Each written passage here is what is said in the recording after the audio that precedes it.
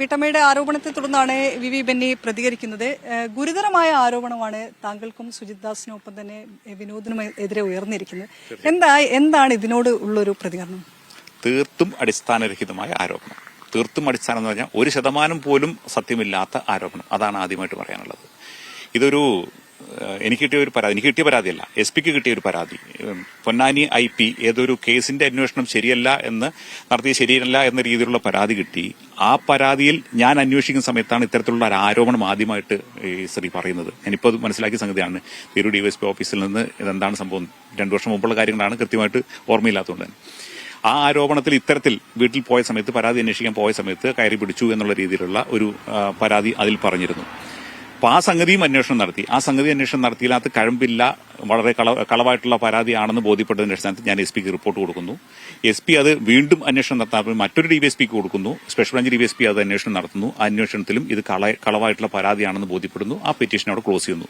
ഇതാണ് അതുമായി ബന്ധപ്പെട്ട് ആകെ ഉണ്ടായ സംഗതികൾ. ഇപ്പോൾ അന്വേഷിക്കുന്ന ഗുരുതരമായ ആരോപണങ്ങളൊന്നും അന്നത്തെ ആ പരാതിയിലും ഉണ്ടായിരുന്നില്ല. ഇല്ല, അങ്ങനെ ഒരു പരാതി അല്ലെങ്കിൽ തന്നെ എനിക്കെതിരെ പറയുന്ന പരാതി എന്ന് പറഞ്ഞ് ഞാനൊരു അന്വേഷണം നടത്തിയ ശേഷമാണ് DYSP സ്പെഷ്യൽ ബ്രാഞ്ച് ഈ കേസിൽ അന്വേഷണം നടത്തുന്നത്.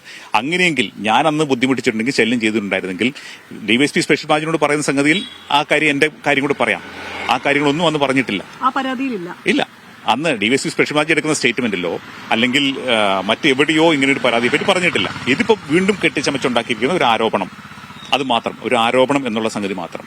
എന്താണ് അതിൽ താങ്കൾ കാണുന്നത്? എന്തുകൊണ്ടായിരിക്കും ഇത്ര ഒരു ആരോപണം വരാനുള്ളൊരു കാരണം? ഞാൻ പ്രതീക്ഷിക്കുന്ന സംഗതി, ഈ ന്യൂസ് ആദ്യം പുറത്തുവിട്ടിരിക്കുന്ന ഒരു ചാനൽ, ആ ചാനലിന്റെ പ്രധാന ആൾക്കാർ, MDO, മാനേജിംഗ് ഡയറക്ടറോ അല്ലെങ്കിൽ ഉടമസ്ഥരോ ഒക്കെ ആയിട്ട് പറയുന്ന ആൾക്കാർ മുട്ടിൽ മരമുറി കേസിന്റെ പ്രധാന പ്രതികളാണ്.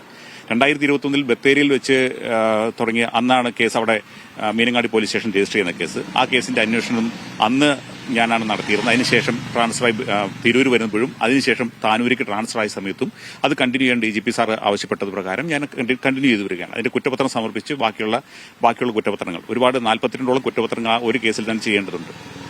ആ കുറ്റപത്രങ്ങൾ സമർപ്പിച്ചുകൊണ്ടിരിക്കുകയാണ്. ആ അന്വേഷണത്തിൽ ഈ പ്രതികളെ അറസ്റ്റ് ചെയ്യുകയും പ്രതികൾ ഏതാണ്ട് 70 ദിവസത്തിന് മേലെ ജയിലിൽ കിടക്കുകയും ചെയ്യുന്ന ഒരു കാര്യമുണ്ടായിരുന്നു. ആ ഒരു വിദ്വേഷം തീർക്കാൻ, അല്ലെങ്കിൽ അതിന്റെ ഒരു വൈരാഗ്യ ബുദ്ധിയോടെയുള്ള പെരുമാറ്റം, അത് മാത്രമേ എനിക്ക് ഇതിനകത്ത് തോന്നുന്നുള്ളൂ. അല്ലാതെ വേറൊരു കാരണവും കാണാൻ ഇല്ല. കാരണം എന്തെങ്കിലും തരത്തിൽ ഈ സ്ത്രീയുമായിട്ട് ബന്ധമുണ്ട് എന്ന് പറയുന്നതാണെങ്കിൽ ഓക്കെ. അങ്ങനെ യാതൊരു ബന്ധം, ഫോൺ വഴിയോ അല്ലെങ്കിൽ നേരിട്ടോ കാണുകയോ സംസാരിക്കുകയോ ചെയ്തിട്ടില്ലാത്ത ഒരാളെ കൊണ്ട് ഇത്തരത്തിലുള്ള ഒരു ആരോപണം ചെയ്യുക എന്ന് പറഞ്ഞാൽ കെട്ടിച്ചമച്ച എന്ന് മാത്രമേ പറയാനുള്ളൂ. ഇത് വേറെ എന്തെങ്കിലും തരത്തിലുള്ള ഗൂഢാലോചന ഇതിൽ നടന്നിട്ടുണ്ടോ എന്നുള്ള, എന്ത് തരത്തിലുള്ള ഗൂഢാലോചന അന്വേഷിക്കണം. എങ്ങനെ ഇത് വന്നു എന്നുള്ളത് അന്വേഷിക്കണം. അതെനിക്ക് പറയാൻ പറ്റില്ല. ഏതായാലും ഈ തരത്തിലൊരു വിരോധം ഈ ചാനലിന്റെ ഉടമസ്ഥന്മാർക്ക് എന്നോടുണ്ടെന്ന കാര്യം യാഥാർത്ഥ്യമാണ്. ഒരു കേസിന്റെ അന്വേഷണം നടത്തി എന്നുള്ളത് കൊണ്ട് മാത്രം ഇങ്ങനെ പുറകെ നടന്നു. ഇതിനു മുമ്പും പല സംഭവങ്ങളുണ്ട്, നിങ്ങൾക്കെല്ലാം അറിയാവുന്ന കാര്യങ്ങളാണ്. പല രീതിയിലും ടാർഗറ്റ് ചെയ്ത് പുറകെ നടന്ന് മോശമാക്കാനുള്ള രീതിയിൽ പല കാര്യങ്ങളും മുമ്പും നടന്നിട്ടുണ്ട്. അപ്പൊ അതെല്ലാം ഇതിന്റെ ഭാഗമായിട്ട് ഈ കേസിന്റെ അന്വേഷണത്തിന് ശേഷം സംഭവിച്ചിരിക്കുന്ന കാര്യങ്ങളാണ്.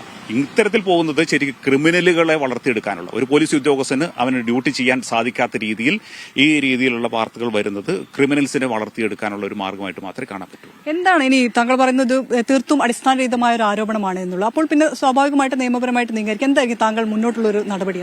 എന്തൊക്കെ നിയമങ്ങളിൽ പോകാൻ പറ്റുമോ, ഒന്ന് സിവിലായിട്ടുള്ളതും ക്രിമിനലായിട്ടുള്ളതും, നിങ്ങളുടെ ചാനലുമായി ബന്ധപ്പെട്ട സംഗതി ക്രെഡിബിലിറ്റി ഇല്ലാത്ത രീതിയിൽ ന്യൂസുകൾ കൊടുക്കുന്നതിന്, കളവായ ന്യൂസുകൾ കൊടുക്കുന്നതിന് പരാതി കൊടുക്കാൻ സാധിക്കുമെങ്കിൽ ആ രീതിയിലും, പിന്നെ ഡിപ്പാർട്ട്മെന്റ് തലത്തിലെ DGPക്കും മുഖ്യമന്ത്രിക്കും ഒക്കെ പരാതി കൊടുക്കാൻ മുമ്പോട്ട് പോകും.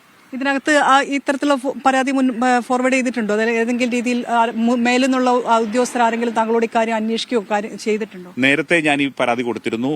താനൂർ കസ്റ്റഡിയിലെത്തുമായി ബന്ധപ്പെട്ട് എനിക്കെതിരെ അനാവശ്യമായിട്ട് എന്നെ ഇതിലേക്ക് വലിച്ചഴക്കുന്ന രീതിയിലുള്ള, അല്ല, ഞാൻ ഈ ഒരു പരാതി ഇപ്പോൾ വന്ന സാഹചര്യത്തിൽ അത്തരത്തിൽ എന്തെങ്കിലും താങ്കളോട് വിശദീകരണം ചോദിക്കുകയോ മറ്റെന്തെങ്കിലും കാര്യങ്ങൾ മേലുദ്യോഗസ്ഥരുടെ ഭാഗത്തുനിന്ന്? ഞാനിപ്പം ഇന്നലെ ലീവിന് പോകുന്നതാണ്, നാളെ കൊണ്ട് ലീവാണ്. ഞാനൊരു ഹോസ്പിറ്റൽ കേസുമായി ബന്ധപ്പെട്ട് ലീവിലാണ്. അതുകൊണ്ട് ചെന്ന ശേഷം എനിക്ക് പരാതിയായിട്ട് സബ്മിറ്റ് ചെയ്യാൻ പറ്റുള്ളൂ. അത് തീർച്ചയായിട്ടും കൊടുത്തിരിക്കും. താമസം പിന്നെ കൊടുക്കും.